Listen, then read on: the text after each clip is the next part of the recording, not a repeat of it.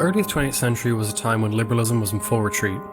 Competing extreme ideologies like National Socialism and Communism were on the rise, seducing many intellectuals into seeing the benefits of a more comprehensive role for the state, both in the economy and society at large. World War I ruptured the optimism of liberals, and the Great Depression of 1929 made capitalism seem like an abject failure, leading to an increased need for state intervention. But when liberal ideas were in full retreat, one woman did not flinch and unrepentantly called for laissez-faire individualism against the popular notions of state intervention into the economy. Rose Wilder Lane was a journalist, writer, and eventually a political activist who began her life as a communist, but became a dogged opponent of communism, fascism, and eventually the policies of the New Deal. She has rightly been dubbed one of the mothers of the libertarian movement for her tireless efforts to bring about a world in which individuals decide their own fate, not the state. Rose Wilder Lane was born December 5, 1886 in De Smet, South Dakota. She grew up in a poverty-stricken household, meaning her earliest memories were numerous hardships of crop failures, illnesses, and constant money worries. Her mother and father, Laura and Almanzo, eventually lost their farm due to years of unfortunate crop failures. They were forced to move to Minnesota to live with their relatives, then to Florida, and after a brief return to South Dakota, the family finally settled in Mansfield, Missouri, where her parents established a new farm. While no slouch intellectually, Rose found it very hard to fit in with the more refined girls of Mansfield, and she found that school drained her enthusiasm to learn more. When she was 16, she was sent to live with her aunt in Louisiana. She introduced her to the ideas of socialists like Eugene Debs, and at the time, Rose began to develop a taste for socialism. But as we will learn, this would not last, and would dramatically change as she grew older. So at 16, sick of traditional schooling, Rose decided to cram 3 years of high school into one, graduating at the tender age of 17 at the top of her class in 1903. Her intellectual drive and curiosity would have made her a perfect candidate for college, but her family had no way to finance her further education. Rose had no intention of returning to rural Missouri, and instead, thanks to a school friend's father, who was a station master, Rose informally studied telegraphy. She moved to Kansas City and worked for a while as a night shift Western Union telegraph clerk. When not working, she spent endless hours reading voraciously. But Rose did not stay put for long. She moved to Indiana and then to San Francisco, California. There, she met a traveling salesman by the name of Gillette Lane. Gillette had supported himself through a multitude of means: writing, editing, selling, ad space, real estate, writing brochures, and so on, kind of a mishmash of everything. While charismatic, he lacked ambition, and was quite content to wander throughout the country and earn just enough money to support himself and have a good time. Rose quickly became unhappy in her marriage to Gillette. But through him, she picked up the basics of writing, starting to take on freelance writing gigs to hone her skills. Though Gillette did not have much of an appetite for reading, Rose redoubled her efforts to read as widely as possible and educate herself as much as she could while roaming the country. The couple had a child, but tragically, the infant baby was either stillborn or died shortly after birth, leaving Rose in an even more morose state than before. Soon after, Rose underwent surgery, which left her unable to have any more children. Rose became depressed and dissatisfied. She even attempted suicide using chloroform.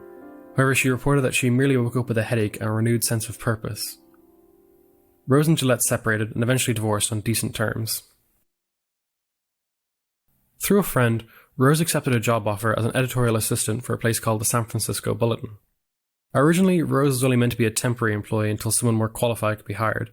But still, Rose quickly distinguished herself from other assistants, and a talent not only in editing others' work, but in writing her own soon became apparent. With the San Francisco Bulletin, she quickly began writing serialized romance stories and biographies of famous figures such as Henry Ford, Charlie Chaplin, and Herbert Hoover. Rose longed to see Europe and wanted to work as a reporter in Europe for quite some time, but circumstances got in the way of her travels. World War I. But in 1920, she finally got an opportunity to travel Europe with the Red Cross, reporting on their relief efforts across the continent. Rose, along with a cadre of fellow journalists, travelled to Paris, Germany, Austria, Poland, Romania, Italy, Greece, Egypt, Turkey, Albania, Iraq, and a whole host of other countries I can't name right now. Rose imagined Europe to be this kind of great jewel of civilization, but then she was really disappointed by what she observed. Bureaucratic corruption, civil wars, lawlessness, runaway inflation. It left her not with the impression of a more civilized world, but a more barbaric world. At this point in her life, Rose was a communist at heart. After listening to a speech by the socialist writer John Reed in New York, she intended to join the party, but illness stopped her from entering, though she remained a communist despite lacking membership to the party.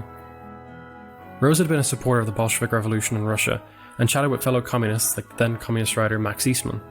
But all this was to dramatically change when she visited the USSR, what is today known as Georgia, 4 years after the Bolshevik Revolution. A family hosted her in a small village that had always owned and worked property communally for generations. Though poor, the villagers were hard and skilled workers who were perfectly suited to the communist way of life. But one night, when having tea with one of her hosts, she was shocked when he predicted that there would be chaos and widespread suffering the more power was centralized in Moscow. Rose presumed she could educate this man, who was nothing but a simple farmer as she described him. She assumed that he had the mind of a peasant and could not grasp new ideas. It was her job to convince him. After trying to explain the benefits of a planned economy, the farmer shook his head and simply said, "It will not work. In Moscow, there are only men, and man is not God. A man only has a man's head, and 100 heads together do not make one great head. No, only God can know Russia." A man born into a village that communally owned property for generations had cut to the heart of the issue.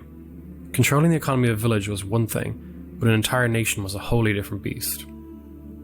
In retrospect, this supposedly simple farmer aptly predicted the fate of the Soviet Union.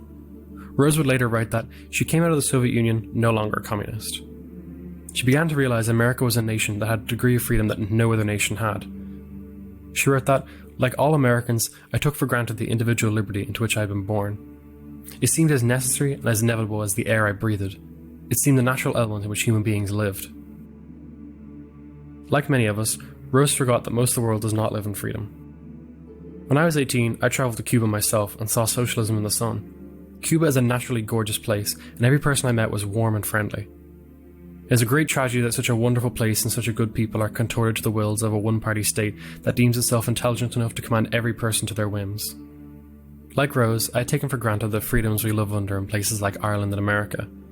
And while both of these nations are by no means perfect, everyday people are largely free to experiment, create, and live life on their own terms.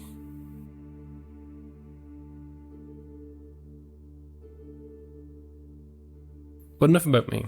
Back to Rose.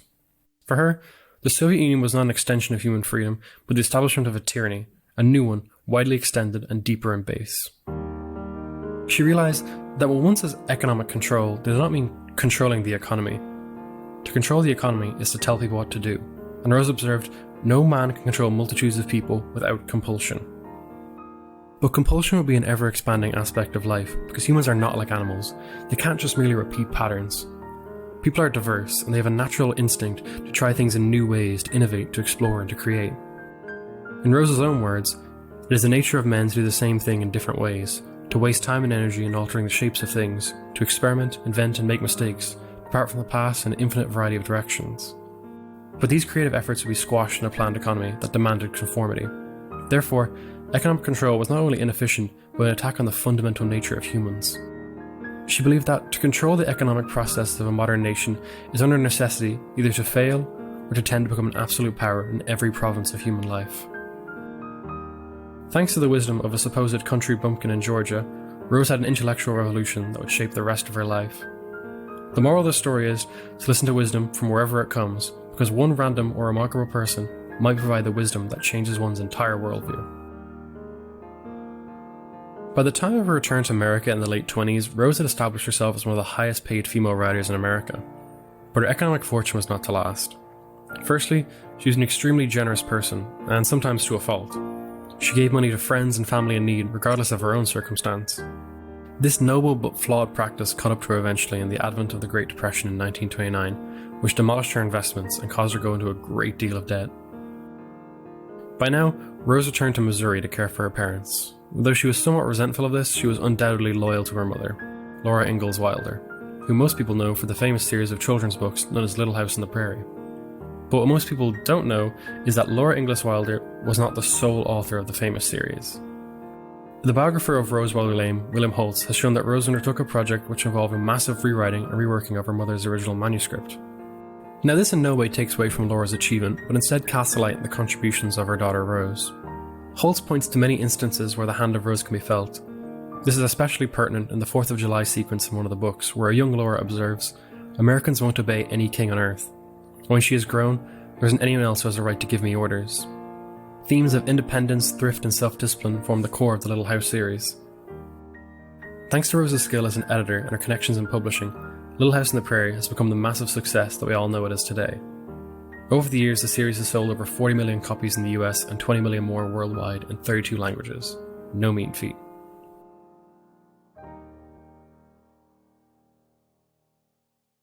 So far, Rose had been writing steadily for all kinds of outlets on a wide variety of topics. Still, as the Great Depression wore on, desperate politicians attempted to alleviate people's suffering through the New Deal, first started in 1933, which expanded the American government's scope and size to an unprecedented level. This was the catalyst for Rose becoming a much more politically involved person than she ever had been previously. By 1935, the former communist Rose had become an advocate of individualism and laissez-faire economics. She explained her newfound political ideology in a piece from March 1936 entitled Credo, where she wrote that representative government cannot express the will of the mass of people because there is no mass of people. The people is a fiction. Like the state, you cannot get a will from the mass, even among a dozen persons who all want to go on a picnic. In actual fact, the population of a country is a multitude of diverse human beings with an infinite variety of purposes, desires, and fluctuating wills. 3 years after Credo's initial publication, Leonard Read approached Lane about her essay.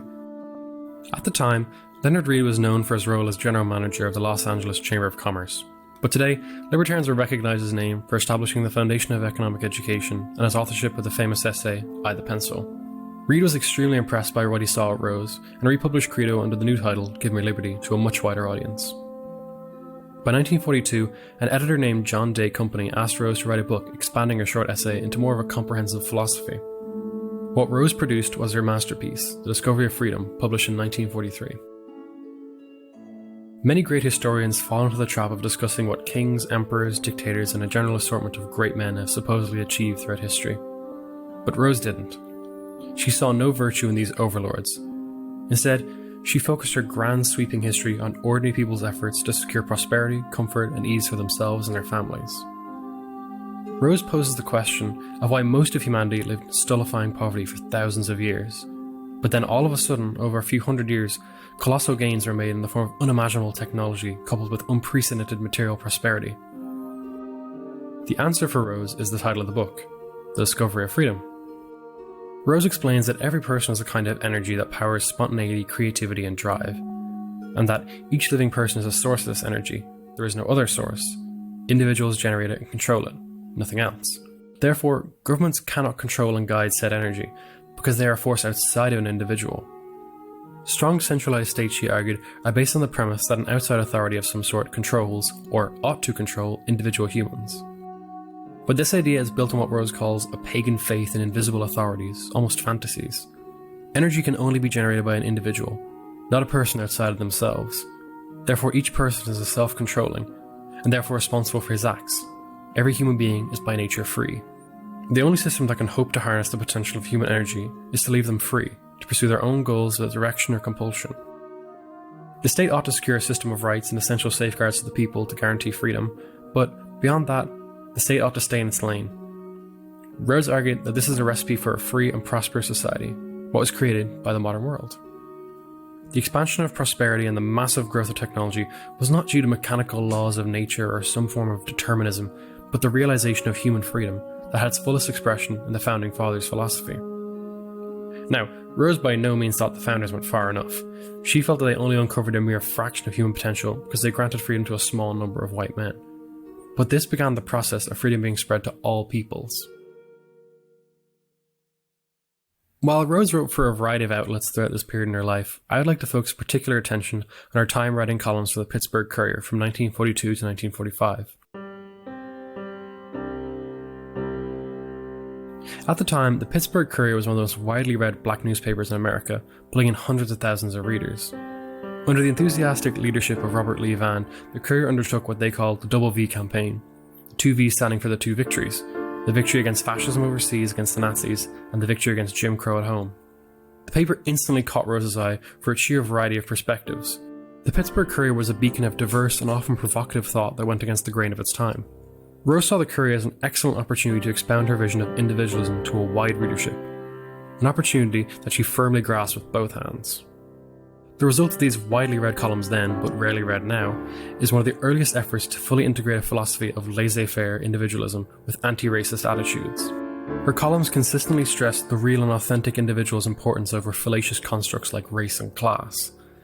Rose even went so far as to call on Americans to abandon ridiculous, idiotic, and tragic fallacy of race, by which a minority of the Earth's population has deluded itself during the past century. She even went further and said that people should renounce their race and embrace individualism. But by no means was Rose falling into the age-old trap of being supposedly colorblind. She knew full well the state was rotten to the core, propping up racist institutions which further perpetuated racist attitudes and behaviour. Rose admitted before reading the Courier she had unconsciously believed in the myth of the black race being inferior to the whites. She genuinely believed that lynchings and racial injustice were restricted to isolated incidents. But reading the Courier had changed her mind, and shown her that she had been, in her own words, an utter fool and a traitor to my country's cause, the cause of human rights. The humility she shows in admitting her wrongs is something we can still learn from today when faced with the atrocities of systemic racism and the subsequent denial of said atrocities by honest but misinformed and misguided people. Rose explained that from a young age schools taught white people that whiteness is the ineradicable mark of a superior race. Environment and training created a myth that white people willingly accepted without question. She recommended a remedy in spreading the message of racial justice and educating unwitting whites about their shortcomings. In her columns, Rose advocated for free market capitalism, but she was a very, very long way from liking the actual capitalists themselves. The so-called big boys of industry had done their fair share of damage to capitalism by profiting from political connections to secure profits through regulatory laws stifling competition. So why advocate for capitalism at all if capitalists have shown themselves time and time again to be such low characters? Rose argued, in a similar strategy to contemporary bleeding heart libertarians, that capitalism and free markets benefited the regular, everyday people, instead of the state-controlled economy the New Dealers proposed. For Rose, a free market economy was emphatically not planned by a few technocrats and not enforced by the police. It was instead the result of free choices of individuals. In response to the Great Depression, she advocated for reviving free mutual associations to alleviate poverty, which some might call today mutual aid. Similarly, in education, she argued for a decentralized system of education, in which parents could send their kids to all kinds of schools due to different demands and incomes. In her final days of the career, she attacked zoning, which she believed stripped individuals of their legal right to live in their own homes, and instead really allowed them to occupy it. As a whole, while writing for the Courier, Rose did not dilute her laissez-faire beliefs. She opted for articulating her personal philosophy to its fullest while impressively integrating her developing anti-racist attitudes. Throughout her columns pervades a serious optimism about the hopes and futures of laissez-faire life, in where nearly everyone will know that all men are born equal and endowed by their Creator with inalienable rights.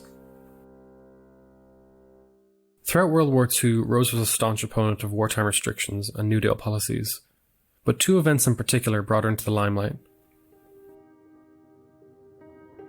In 1943, a proponent of the New Deal and broadcaster, Samuel Grafton, praised Social Security and called for American teachers to educate German children about democracy.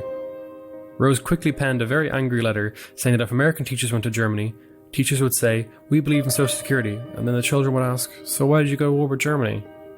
Rose argued that the first Social Security efforts were secured by the autocratic Bismarck and expanded further by Hitler. Rose stated that Americans don't want to be taxed for their own good and bossed around by bureaucrats. She was deeply suspicious of the economic elements of National Socialism that she believed were inherent in the New Deal. A post office worker read Rose's letter and brought it to the attention of the FBI office. A state trooper was dispatched to investigate Rose's activities, and when he arrived he began to question Rose, who was extremely obstinate towards him for obvious reasons. When the trooper said he didn't like her attitude, she responded, "I'm an American citizen. I hire you, I pay you, and you have insolence to question my attitude? What is this, the Gestapo?" After some more back and forth to the poor flustered trooper, Lane asked if the postcard was subversive, and the trooper replied, "Yeah." So Rose said, "Then I'm subversive as hell." Her second foray into the limelight protesting against the government were her efforts to become self-sufficient, living on her 3-acre farm in Connecticut. Rose opposed wartime rationing, arguing that if a person admits the government has the right to say what we can eat, she declared, there is no liberty left. So she raised her own animals, grew her own vegetables, and made her own jam. Her income was so low that she happily advertised she no longer had to pay taxes to the federal government. Following the publication of The Discovery of Freedom and the end of the Second World War, Rose never really wrote a big book again. She wrote new columns and essays, but no comprehensive magnum opus. From this point onwards, she dedicated herself wholly to creating a libertarian movement, a phrase she was possibly the first to ever use. She greatly admired the Freedom School headed by the eccentric radio commentator and businessman Robert Lefebvre, who later serves inspiration for the character of Bernardo de la Paz in Robert Heinlein's novel The Moon is a Harsh Mistress. Lane took a great interest in younger people. She believed the philosophy of individualism did not yet have its Plato.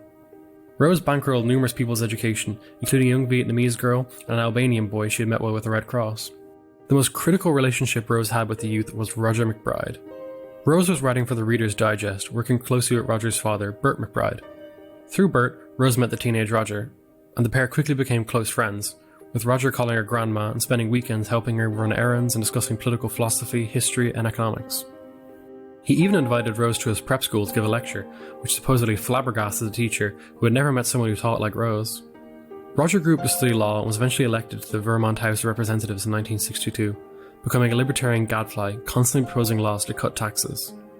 Roger made history by being the first ever presidential elector in US history to cast a vote for a woman, when he voted for the Libertarian Party candidates of John Hospers for president and Tony Nathan for vice president. While for many libertarianism looked like it was a far cry away from ever being implemented, Rose had a great deal of optimism. In a letter to a fellow libertarian, she discussed how the climate of opinion was dramatically changing. Years before, few held libertarian beliefs, but with the establishment of new organisations and new writers coming to the forefront, Rose believed the future was actually quite bright. Lane stayed busy writing, travelling and lecturing, even reporting on Vietnam in 1965 at the age of 78. She was no layabout, that's for sure. In 1968, Rose died peacefully in her sleep at the age of 81.